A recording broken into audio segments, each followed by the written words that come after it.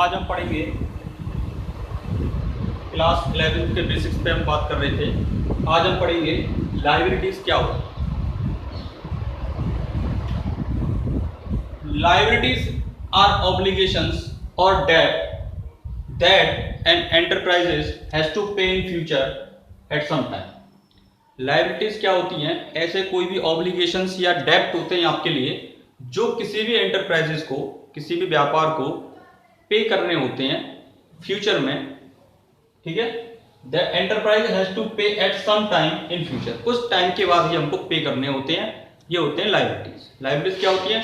Liabilities are obligation और डेब्ट which has to be paid by the organization at some time in future। ये कुछ time के बाद किसी भी ऑर्गेनाइजेशन को पे करने होते हैं, वो क्या होता है? लायबिलिटीज। अब बात करेंगे लायबिलिटीज कितने टाइप की होती है। बेसिकली लायबिलिटीज के टाइप फिर टाइप फिर टाइप, ठीक है, उसके अंदर पूरी डिटेल में पढ़ेंगे। लायबिलिटीज बेसिकली टू टाइप्स की होती हैं, internal liabilities and external liabilities. Internal में क्या होता है, एक्सटर्नल में क्या होता है, इसकी बात करेंगे अब काफी डिटेल में। अब देखिए, इंटरनल लायबिलिटीज, हमारी टाइप ऑफ लायबिलिटीज के बारे में हम बात कर रहे थे। हमारी लायबिलिटीज बेसिकली टू टाइप्स की होती हैं, internal liability and external liability. Internal liability भी टू टाइप्स की होती है। इसमें इंटरनल लायबिलिटी में कंसिस्ट करते हैं हम लोग कैपिटल एंड प्रॉफिट्स, और एक्सटर्नल लायबिलिटीज में हम लिखते हैं long term loan and provision and short term liabilities. इसमें भी प्रोविजन आते हैं, इसमें भी आते हैं। लॉन्ग टर्म में भी प्रोविजन होते हैं, शॉर्ट टर्म में भी प्रोविजन होते हैं। ठीक है, अब बात करेंगे साहब कैपिटल क्या होती है और आपका प्रॉफिट एंड रिजर्व्स क्या होते हैं। जब हम इंटरनल लायबिलिटीज को ही हम क्या बोलते हैं? Owners equity.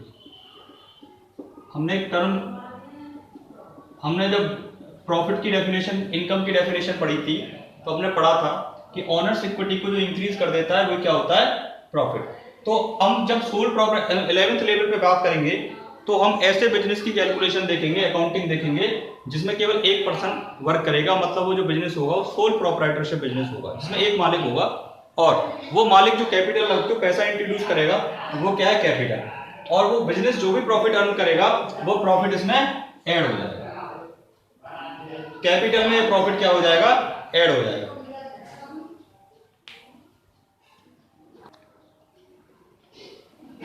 इंटरनल लायबिलिटी जो ऐसी लायबिलिटीज होती हैं जो बिजनेस के अंदर के पर्सन को ही हमें पे करनी होती है। जैसे ओनर वो क्या वापस करेगा? बिजनेस ओनर को वापस करेगा उसकी कैपिटल, और कैपिटल लगाने के परिणाम स्वरूप बिजनेस क्या, ओनर को क्या मिलेगा? प्रॉफिट में हिस्सा। ये प्रॉफिट पूरा किसका होता है? ओनर का। और ये कैपिटल में क्या कर दिया जाता है? ऐड कर दिया जाता है। इस प्रॉफिट की वजह से ओनर्स ने जो पैसा लगाया है वो क्या हो जाता है? बढ़ जाता है। एग्जाम्पल से आप समझेंगे, सपोज दैट किसी भी व्यक्ति ने 1 लाख रुपए लगाया बिजनेस में। बिजनेस जब स्टार्ट किया तो बिजनेस में 1 लाख रुपए लगाया। एंड ऑफ द ईयर जब एक साल पूरा हुआ तो बिजनेस ने 10,000 रुपए अर्न कर लिए। ठीक है, ये हुआ प्रॉफिट। अर्न करने के बाद इसको ऐड कर देते हैं तो ऑनर की जो कैपिटल हो गई वो कितनी हो गई? 1,10,000। जब हमने इनकम की डेफिनेशन पढ़ी थी तो उसमें पढ़ा था कि प्रॉफिट क्या होते हैं, इनके कारण हमारे ऑनर्स की इक्विटी क्या हो जाती है? इंक्रीज हो जाती है।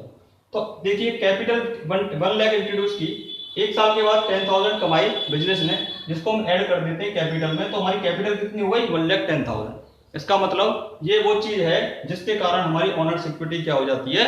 इंक्रीज हो जाती है। ठीक है, इसलिए इसको क्या बोलते हैं? प्रॉफिट्स। को डाउट? तो ये इंटरनल लायबिलिटीज है। इंटरनल क्यों बोलते हैं इसको? क्योंकि ये मालिक को ही वापस करनी होती है। बिजनेस मालिक को उसकी कैपिटल और प्रॉफिट को वापस करने का दायित्व है।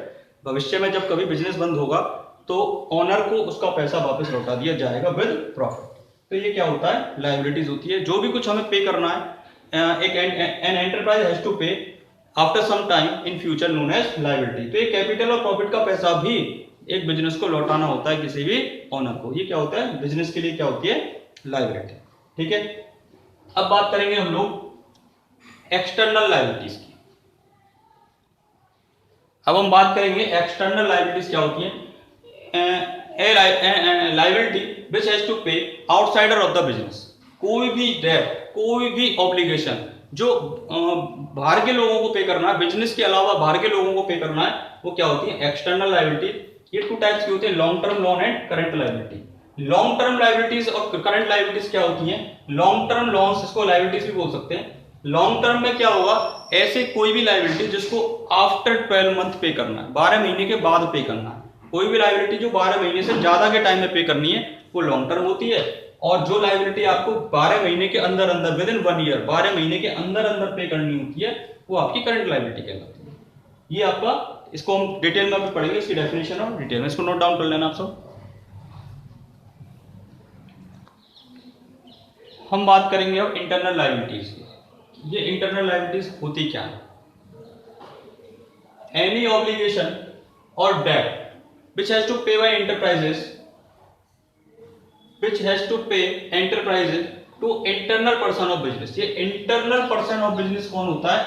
ऑनर। बिजनेस का जो ऑनर होता है उसको हम बोलते हैं internal person of business, known as internal liability. जो इंटरनल लाइबिलिटीज के बारे में भी हमने बताया था, इंटरनल लाइबिलिटीज होती हैं कोई भी लाइबिलिटीज जो व्यवसाय के अंदर की व्यक्ति को पे करनी है वो इंटरनल लाइबिलिटी।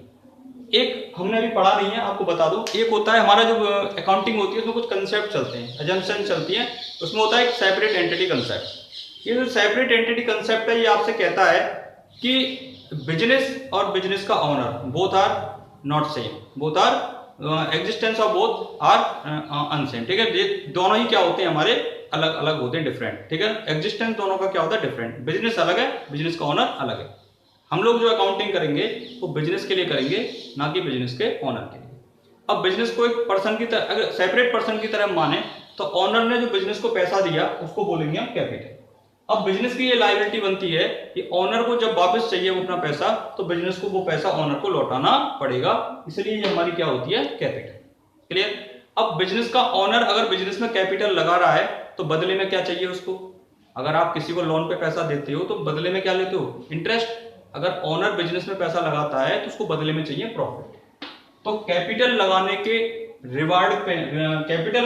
रिवार्ड में ऑनर को क्या मिलता है? प्रॉफिट। ठीक है, तो ये प्रॉफिट किसका होता है? ऑनर का। और बिजनेस और ऑनर क्या है? दोनों अलग अलग है। तो बिजनेस को एक टाइम के बाद ये प्रॉफिट भी लौटाना होगा ऑनर को, इसलिए ये प्रॉफिट भी हमारे क्या होते हैं? लायबिलिटीज होती हैं। इसको हमेशा हम क्या करते हैं? क्रेडिट। क्लियर? तो कैपिटल और प्रॉफिट हमारी क्या हुई? Internal liability. इंटरनल क्यों हुई? क्योंकि बिजनेस का ऑनर इंटरनल पर्सन है, बिजनेस के लिए अंदर का ही व्यक्ति है और उसको ही एक टाइम के बाद ये लौटाना है, तो ये क्या हो गई? Internal liability. क्लियर? इसके बाद बात करेंगे एक्सटर्नल लायबिलिटीज। अब हम देखेंगे external liabilities. What is external liability? Any obligation और debt which has to pay by enterprises to external person of business. Important है इसमें, external person of business is that external person of business. इसमें कौन कौन हो सकते हैं external person of business में? क्रेडिटर हो सकते हैं। क्रेडिटर हमारे बिजनेस का व्यक्ति नहीं होता, बैंक हो सकता है और कोई भी हो सकता है। ठीक है ना, ETC। बहुत सारे लोग जो बिजनेस से कंसर्न नहीं है, बिजनेस के अंदर के लोग नहीं है। क्रेडिटर कौन होता है? जिस व्यक्ति से हम उधार माल खरीदते हैं वो हमारा क्रेडिटर होता है। बैंक से अगर कोई लोन लिया तो बाहर का व्यक्ति हो गया। किसी फाइनेंशियल इंस्टीट्यूशन से अगर हमने कोई लोन लिया तो वो भी बाहर का व्यक्ति हो गया। ये सभी लोग क्या है? बाहर के व्यक्ति हैं। किसी भी बाहर वाले व्यक्ति को एक टाइम के बाद अगर हमें कुछ चुकाना है तो वो हमारी क्या होंगी? एक्सटर्नल लायबिलिटी, बाह्य दायित्व। ठीक है, ये एक्सटर्नल लायबिलिटीज क्या होती है? 2 टाइप्स की होती है, एक long term liabilities and short term liabilities. Long term liabilities क्या होती है? हमने डेफिनेशन लिख रखी है, any debt which has to pay by firm after 12 months। Important line, after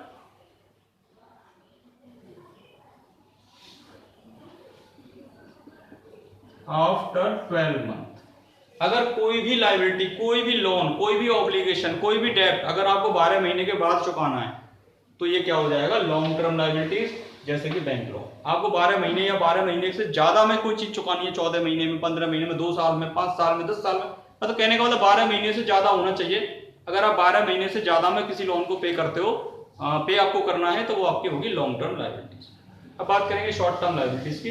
ये शॉर्ट टर्म लायबिलिटीज क्या होती हैं इसी में बता देते हैं, इसी को आप नोट डाउन कर लेना, ये वाला पॉइंट।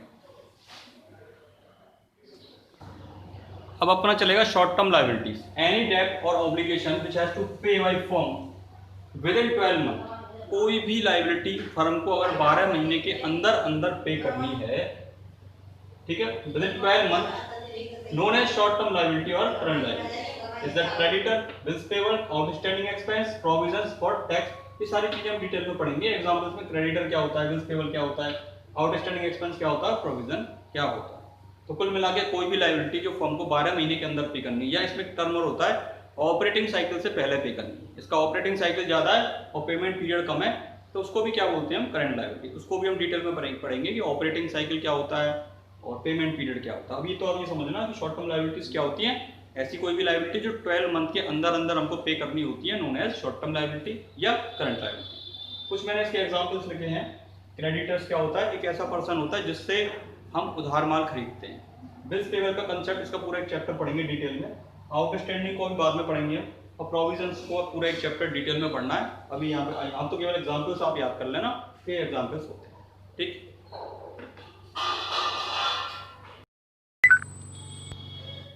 अब हम बात कर रहे थे शॉर्ट टर्म लायबिलिटीज के बारे में। जो बात की हमने बताया था ये creditors, BP, payable, outstanding expense, provision for tax etcetera, ये सारी चीजें क्या होती हैं, काफी डिटेल में इसको बाद में हम पढ़ेंगे। बात करनी है शॉर्ट टर्म लायबिलिटीज होती क्या है। ऐसी कोई भी लायबिलिटीज जिनको 12 महीने के अंदर अंदर हमें पे करना होता है, ये सारी चीजें कहलाती हैं शॉर्ट टर्म लायबिलिटीज, ठीक है। इसके बाद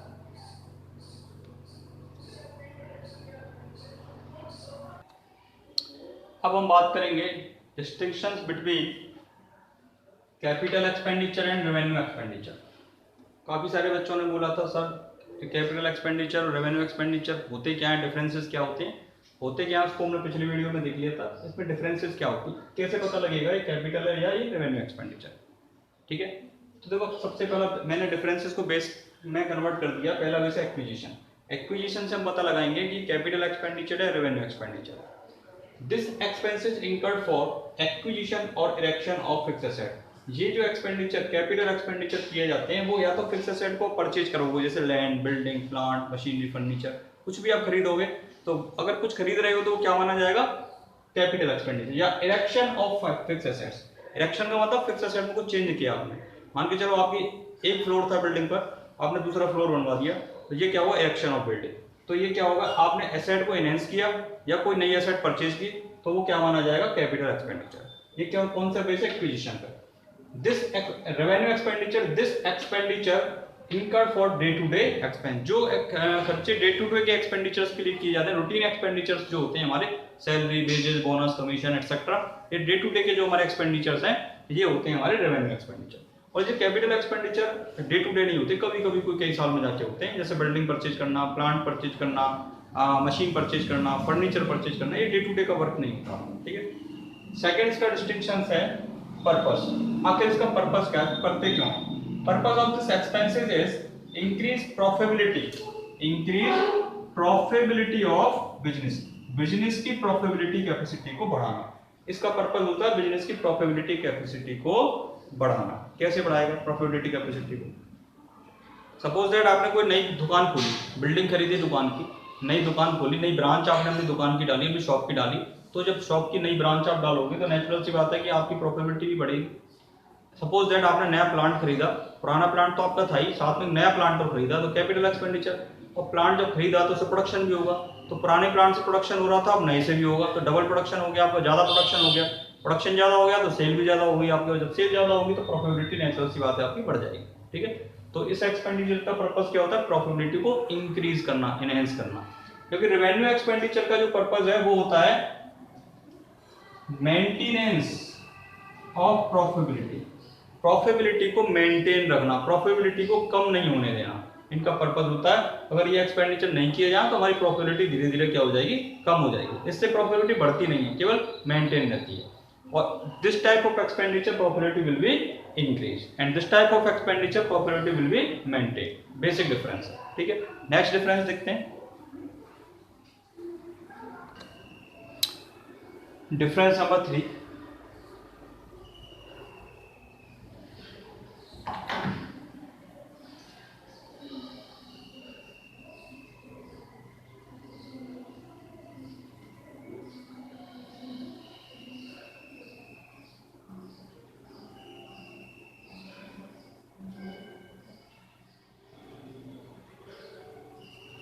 डिफरेंस नंबर 3, बेनिफिट पीरियड, इस एक्सपेंडिचर का बेनिफिट कितने टाइम तक होता है, रेवेन्यू एक्सपेंडिचर का बेनिफिट कितने टाइम तक हमको मिलता है।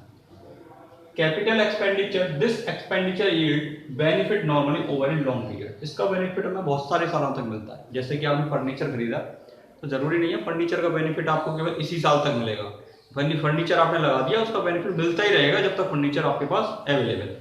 बिल्डिंग आपने खरीदी, बिल्डिंग का बेनिफिट आपको मिलता ही रहेगा जब तक बिल्डिंग आपके पास है, एक लॉन्ग पीरियड तक इसके बेनिफिट्स आपको होते रहते हैं। जबकि रेवेन्यू एक्सपेंडिचर के बेनिफिट एक बहुत थोड़े से टाइम तक के लिए मिलता है, अधिकतम मैक्सिमम 1 साल तक इसका बेनिफिट आपको मिलेगा। जैसे कि आपने किसी बंदे को नौकरी पे रखा, उसको जब तक सैलरी दे रहे हो जब तक वो काम कर रहा है, इस महीने की सैलरी दी इस महीने काम करेगा, तो सैलरी का बेनिफिट केवल उस टाइम तक मिलेगा जब तक आप उसको पे कर रहे हो। मैक्सिमम इसका बेनिफिट 1 ईयर तक मिल सकता है, इससे ज्यादा नहीं मिलता। 1 ईयर के बाद फिर पे करोगे फिर मिलेगा, मतलब आप ये नहीं कह सकते वन टाइम आप किसी को पेमेंट कर दो और वो 10-15 साल तक आपके पास काम करता रहे, ऐसा नहीं होता कभी। ठीक है, तो रेवेन्यू एक्सपेंडिचर्स के बेनिफिट आपको करंट ईयर तक मिलते हैं, केवल 1 साल तक मिलते हैं, और कैपिटल एक्सपेंडिचर के बेनिफिट 1 साल से ज्यादा टाइम के लिए मिलते हैं, लंबे टाइम तक के लिए आपको बेनिफिट्स होते रहते हैं। इसके बाद प्रेजेंटेशन, इन एक्सपेंडिचर को अपने अकाउंट्स में कहां शो करते हैं। कैपिटल एक्सपेंडिचर्स को हम शो करते हैं बैलेंस शीट में। This expenditure will be show in balance sheet of firm, इसको फर्म की बैलेंस शीट में हम शो करते हैं, जबकि रेवेन्यू एक्सपेंडिचर को बैलेंस शीट की ट्रेडिंग एंड P&L अकाउंट में शो करते हैं। अब बात ये आएगी कि सर ये बैलेंस शीट और ट्रेडिंग P&L होते क्या है। ये कंपनी के फाइनल अकाउंट्स होते हैं, इसको हम सबसे लास्ट में पढ़ेंगे, अभी सबसे पहले हम देखेंगे जनरल एंट्रीज क्या होती है, बेसिक से स्टार्ट करेंगे। ठीक है, ये आपका बेसिक बात है कि कैपिटल एक्सपेंडिचर और रेवेन्यू एक्सपेंडिचर होते क्या है। कैपिटल, एक मोटी बात आप याद रखना, आप जितनी भी एसेट को परचेज करोगे, कोई भी एसेट आप परचेज करो, दैट इज कैपिटल एक्सपेंडिचर, और कोई खर्चा आप करते हो, डे टू डे का जो खर्चा आप करते हो वो आपका होता है रेवेन्यू एक्सपेंडिचर।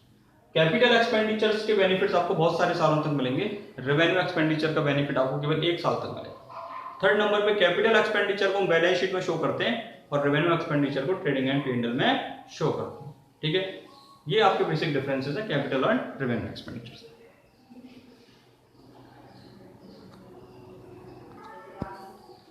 अब हम देखेंगे कुछ स्पेशल मीनिंग्स क्या होती है, तो मतलब क्या होता है। पहला पॉइंट परचेज, ये बहुत ज्यादा काम आएगा हमारे में। परचेज क्या होता है, this word will be use only when firm bye goods in which it deal. जब फर्म कोई गुड्स परचेज करती है उस कंडीशन में हम वर्ड यूज करते हैं परचेज। गुड्स का मतलब क्या होता है, बिजनेस, जिस चीज का बिजनेस करती है कंपनी हमारी या हमारा जो फर्म है वो जिस चीज का बिजनेस करती है उस चीज को बोलेंगे गुड्स। जैसे कि मानो मैं कपड़े का डीलर हूं तो मेरे लिए कपड़ा क्या होगा, गुड्स। मानो मैं कार का डीलर हूं तो कार मेरे लिए क्या होगा, गुड्स। मानो मैं फर्नीचर का डीलर हूं तो फर्नीचर मेरे लिए क्या होगा, गुड्स। यदि मेरा स्टेशनरी का काम है तो स्टेशनरी मेरे लिए क्या होगा, गुड्स। तो ये होगा इस कंडीशन, गुड्स के लिए हम परचेज वर्ड यूज करेंगे, केवल गुड्स के लिए। और अदर थिंग्स अगर हम परचेज करते हैं तो उनके लिए हम परचेज वर्ड को यूज नहीं करेंगे। परचेज भी 2 टाइप का हमारा होगा, एक आपका परचेज क्रेडिट में कर सकते हो और परचेज कैश में कर सकते हो। ठीक है, अगर आप क्रेडिट में परचेज करते हो तो इस कंडीशन में एक टर्म बनेगी क्रेडिटर। अगर आप क्रेडिट में परचेज करते हो तो इस कंडीशन में टर्म बनेगी creditor. What is creditor, when goods brought from a person comma firm comma company. यदि आप कोई गुड्स परचेज करते हो किसी व्यक्ति से, किसी फर्म से, किसी कंपनी से, किसी से भी आप परचेज करते हो on credit, on credit important word है, गुड्स ब्रॉट ऑन क्रेडिट। अगर आप उधार माल किसी से खरीदते हो then this person comma firm comma company, अगर पर्सन हो तो पर्सन, फर्म हो तो फर्म, कंपनी हो तो कंपनी, किसी से भी परचेज करो क्या कहलाएगा, नोन एज क्रेडिटर। उसको क्या बोलेंगे हम, क्रेडिटर। समझ गए बात। यदि मैं कोई बिजनेस करता हूं और मैं किसी और व्यक्ति से कोई माल खरीदूं, उधार खरीदना है, परचेज करना है, अगर मैं किसी दूसरे व्यक्ति से माल खरीदता हूं तो जिस व्यक्ति से मैं माल खरीदूंगा वो मेरा क्या होगा, क्रेडिटर होगा। ठीक है, क्रेडिटर हमेशा क्या होता है, लायबिलिटी होता है। क्यों, firm has to pay after some time, हमें कुछ टाइम के बाद उस व्यक्ति को पेमेंट करना पड़ेगा।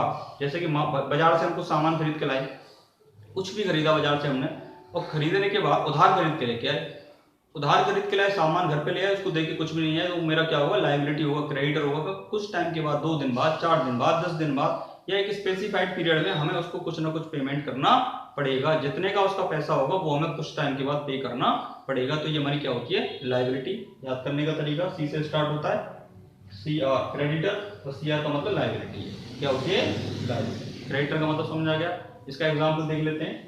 Is that we purchase goods from Ram, हमने माल खरीदा राम से ऑन क्रेडिट पे। देन इस कंडीशन में क्या होगा, Ram will be creditor, Ram हमारे लिए कौन होगा, क्रेडिटर होगा।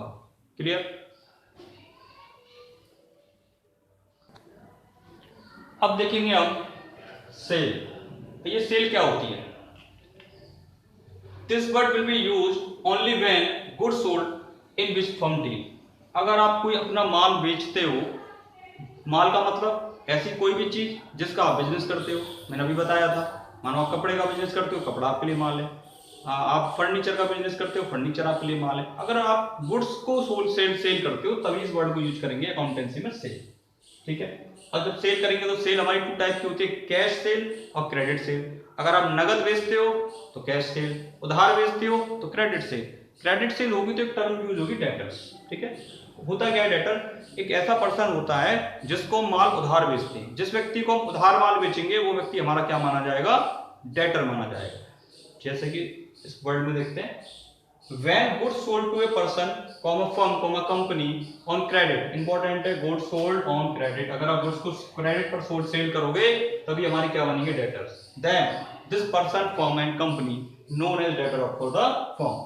Example, we sold goods to दीपक, हमने दीपक को माल बेचा उधार, तो दीपक हमारे लिए क्या हुआ, डेटर हुआ। क्लियर है। ये वर्ड्स आपको आने चाहिए कि क्रेडिटर क्या होता है, डेटर क्या होता है, परचेज क्या होता है, सेल्स क्या होता है। क्लियर। आगे के वर्ड्स देखते हैं। अब बात करेंगे हम 5th नंबर में, purchase return and sales return. ये परचेज रिटर्न और सेल्स रिटर्न क्या होता है, जैसा कि हमने किसी से माल खरीदा और वो मुझे पसंद नहीं आया, या वो माल खराब था, या उसकी रेट ज़्यादा लगा दी, या कुछ भी उसमें गड़बड़ थी, तो मैंने वो माल दुकानदार को वापस कर दिया। ये दैट इज क्या, परचेज रिटर्न। ठीक है। इसमें देखो, when purchase goods return to creditor, अगर हमने क्रेडिटर को उसका माल वापस कर दिया, जो माल खरीदा था वो हमने वापस कर दिया, क्या माना जाएगा, known as purchase return. This will be credit in journal entry, इसको हमेशा क्रेडिट करेंगे जनरल एंट्री करते टाइम, इसको याद रखेंगे आप। Sales return, when sold goods will be return by debtor, अगर हमने किसी को माल बेचा था और उसने हमको माल वापस कर दिया, उसको माल पसंद नहीं आया, वो हमको माल वापस कर गया, that is known as sales return. ठीक है। डेटर ने हमको माल वापस कर दिया, that is known as sales return. ये सेल्स रिटर्न जो होगा वो हमेशा क्या होगा, डेबिट होगा एंट्री में, ये आप याद रखेंगे। क्लियर। ये डेफिनेशन छोटी छोटी में समझ नहीं है आपको, एग्जाम में नहीं आती है आपके में। अब हम बात करेंगे ड्राइंग्स। ये ड्राइंग्स होती क्या है, when withdraw bye owner for his personal use from firm, for हमारे बिजनेस का जो ओनर है अपने पर्सनल यूज के लिए, अपने व्यक्तिगत खर्चों के लिए कुछ भी विड्रॉ करे हमारे बिजनेस से, वो सब क्या मानी जाएगी, ड्राइंग। और इस ड्राइंग को हमेशा करेंगे डेबिट। ये डेबिट आप याद रखेंगे, ड्राइंग आप याद रखेंगे।